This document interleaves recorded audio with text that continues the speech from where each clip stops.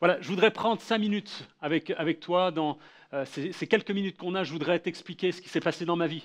Il s'est vraiment passé des choses extraordinaires, des choses que je n'aurais jamais soupçonnées avant 1993.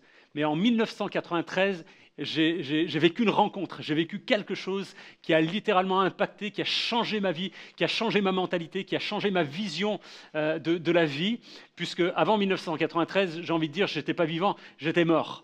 Et voilà, qu'est-ce qui s'est passé? C'est qu'avant 1993, et souvent, j'aime dire que ma vie, c'est un petit peu comme l'histoire de France. Il y a Jésus, il y a l'an zéro, et il y a avant Jésus-Christ et après Jésus-Christ. Et avant Jésus-Christ, ma vie, c'était catastrophique. C'était la fête, c'était la drogue, c'était les filles, c'était les sorties, c'était l'enivrement total.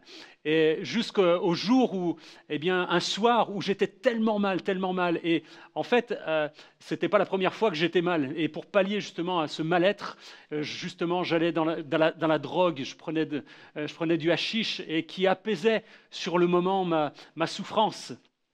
Et ce jour-là, j'ai crié vers quelqu'un, vers un être invisible, vers quelqu'un que je ne connaissais pas, mais qui est Dieu. Et j'ai crié, j'ai dit, s'il y a quelqu'un qui existe ici, j'étais dans ma chambre, j'étais seul, et j'ai crié à plein poumon, et s'il y a quelqu'un qui existe, il faut venir à mon secours. Et c'est ce qui s'est passé. Dieu est vraiment venu à mon secours. Alors, tout simplement, le matin, je me suis réveillé, je suis descendu à la boîte aux lettres, et là, il y avait une invitation, un prospectus, un tract. Et ce tract disait « La vie après la vie ». Et alors, c'était quand même hallucinant parce que moi, c'était plutôt la mort et ma vie était morte, il n'y avait rien de vivant.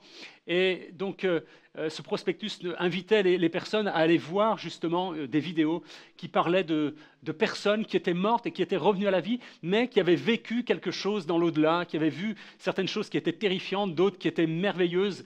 Et moi, je me disais, waouh, moi, l'endroit où j'ai envie d'être, c'est là où c'est merveilleux. Parce que ma vie, déjà sur la terre, n'est pas terrible. Alors, je voudrais passer, si je meurs et s'il y a quelque chose après la mort, que ce soit là où on soit le mieux. Et donc, je suis allé dans une réunion et j'ai vu ces témoignages-là.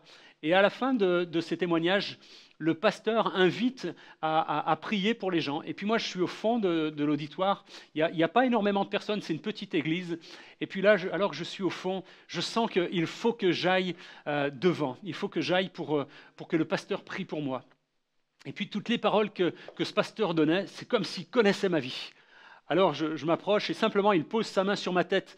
Et voilà, rien ne se passe de particulier à ce moment-là, mais c'est quand je retourne à ma place que là, je sens une main posée sur ma tête.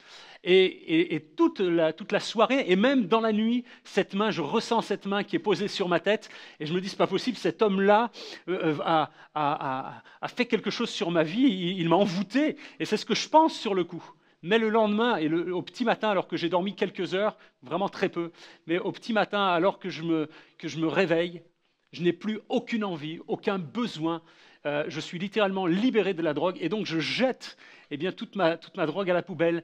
Et jusqu'à ce jour, je n'ai plus jamais eu envie de goûter à aucune drogue. Et vraiment, Dieu m'a libéré à ce moment-là. C'était quelque chose d'extraordinaire. Dieu m'a libéré non seulement de la peur, de la crainte de la mort, mais il m'a aussi libéré de la drogue. J'ai vécu plusieurs choses dans ma vie et notamment ce moment où, alors que je suis dans mon bureau, j'entends une voix. Eh oui, on peut entendre une voix. Et Dieu m'a parlé. Dieu parle par la parole de Dieu, par la Bible. Mais Dieu parle aussi audiblement. Et il m'a parlé audiblement. Et là, il me dit, ne crains point, car je suis avec toi. Et c'est ce qu'il veut te dire aujourd'hui. Il est avec toi. Il est avec toi tous les jours. Et il veut être avec toi tous les jours jusqu'à la fin du monde. Et j'entends cette voix. Et je me dis, wow, c'est pas possible. Comment la voix de Dieu peut résonner comme cela? Et je me rends, c'est un mardi soir que j'ai entendu cette voix, un mardi dans la journée, en fin d'après-midi. Et je me rends le dimanche à l'église.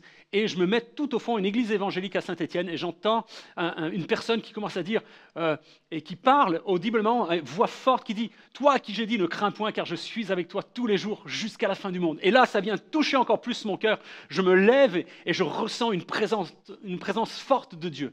Et à la fin du culte, je suis invité à manger donc chez un ami, Chico. Et là, il ouvre la parole de Dieu, la Bible, dans l'évangile de Matthieu, chapitre 28 et verset 20, où il dit voici, je suis avec vous tous les jours jusqu'à la fin du monde. Je voudrais vraiment vous encourager à tourner vos regards vers Dieu, à crier à lui, quelle que soit l'angoisse, quelle que soit la dépression, quel que soit le séisme qui frappe votre vie.